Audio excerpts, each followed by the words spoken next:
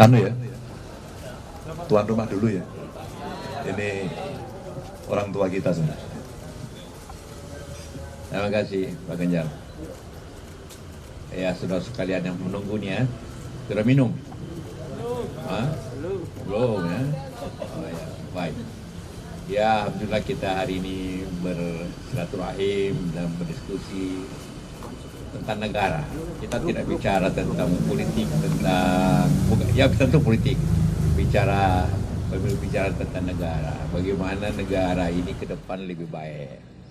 Dan negara lebih baik itu haruslah dengan kerjasama semua pihak yang baik. Dan karena itulah kita harapkan dalam pemilu akan datang ini dilaksanakan sebagaimana semua bandar dengan baik, dengan aman. Tapi yang sangat penting ialah kita harapkan dalam situasi seperti ini, maka peranan daripada aparat pemerintah, apakah itu di pemerintahan, di kepolisian, di TNI, dan seluruh aparat negara, itu betul-betul melaksanakan pemilu ini secara aman, secara baik, dan dengan bentuk netral. Kenapa kita kemukakan netralitas? Karena sumpah, ingat ya, sumpah semua pejabat, sumpah semua aparat selalu berbunyi akan taat kepada undang-undang dan akan melaksanakan segala tugasnya dengan sebaik-baiknya, dengan seadil-adilnya. Itu semua diucapkan semua pejabat itu. Jadi apabila ada pejabat tingkat apapun ini tidak berlaku adil, maka dia melanggar sumpahnya. Dan sumpahnya selalu ada Al-Quran atau Injil di atasnya. Jadi berat sekali hukumannya. Bukan saja hukuman dunia, hukuman akhirat bagi siapa saja yang melaksanakan pemilu ini tidak sebaik-baiknya dan seadil-adilnya. Siapapun. Karena itulah maka tema kita, bukan keinginan kita, negara harus baik ke depan. Juga keinginan Pak Jokowi, bagaimana tahun 2045 baik. Tidak mungkin 2045 baik kalau hari ini tidak baik.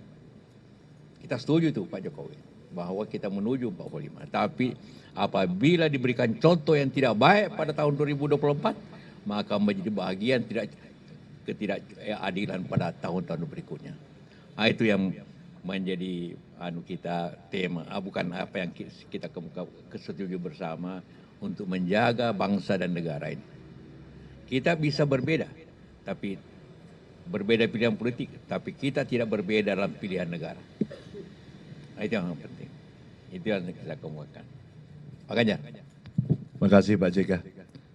Saya datang untuk bersilaturahmi dengan beliau, orang tua kita, dan tentu banyak pengalaman, dan tadi kita mendapatkan banyak sekali masukan-masukan.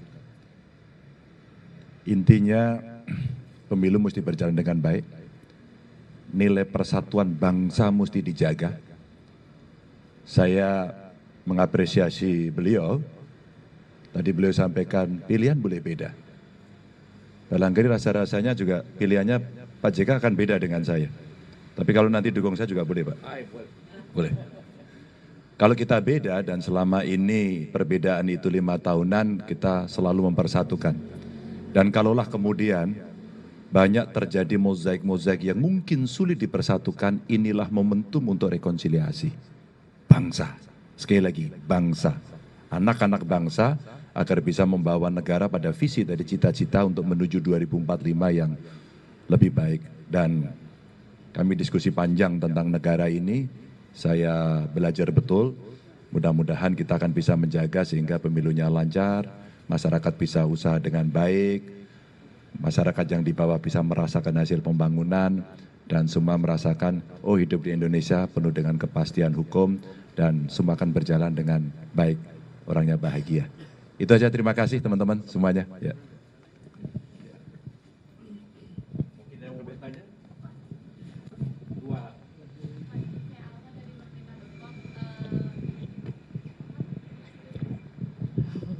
Saya Alma dari Merdeka.com, izin mau bertanya Pak, pertemuan Pak JK dengan Mas Ganjar ini apakah tindak lanjut dari pernyataan Pak JK soal Ibu Mega yang menjadi pemimpin yang demokrasi, tidak menggunakan kekuasaan atau tekanan apapun untuk kedepannya itu, apakah itu Pak? Dan tadi itu kira-kira apa lagi sih yang dibahas gitu? Terima kasih Pak. Ya tentu itu bagian daripada situ, bahwa saya sangat menghargai Ibu Mega sebagai seorang yang pemimpin yang beribu yang baik dan sangat demokratis. Itu karena saya alami, saya tahu betul bukan dari luar. Nah, jadi karena itulah maka saya mengharapkan juga tentu Pak Ganjar ini juga seperti begitu tentunya. Karena kita berjanji seperti itu. Jadi kalau ada satu kontestan tidak berjanji seperti demokratis, maka pasti akan merusak bangsa ke depan. Ya. Satu lagi kalau ada. Oh, Saya Pulpi dari Metro TV. Di sini kalau kita lihat ada Pak Arsyad Rashid, Ketua TPN. Ini merupakan sebuah tandakah Pak JK diajak, tadi Pak Ganjar juga menyebut kalau misalnya Pak JK memang mungkin berbeda pandangan, tapi kalau sama juga tidak apa-apa. Apakah di dalam pertemuan ini ada ajakan secara langsung? Itu pertanyaan yang pertama untuk bergabung dalam TPN. Pertanyaan yang kedua, Pak Ganjar kemarin sempat menilai raport pemerintahan Pak Jokowi 5 dari 10 begitu ya Pak ya, kalau saya tidak salah. Apakah ini sebagai salah satu bentuk kekecewaan atau bagaimana, dan bagaimana juga tanggapan dari Pak JK? Terima kasih. Enggak, kita enggak ngajak kok. Kita silaturahmi aja. Kalau Mas Arsyad, Pak Haritanu itu kan memang tim saya. Jadi yang menemani saya. Kalau Mas Arsyad kan teman Pak JK, pengusaha. Pak Haritanu, apalagi. Mereka kenal lama. Enggak, kita sudah tahu dan kita bisa berkomunikasi dengan baik.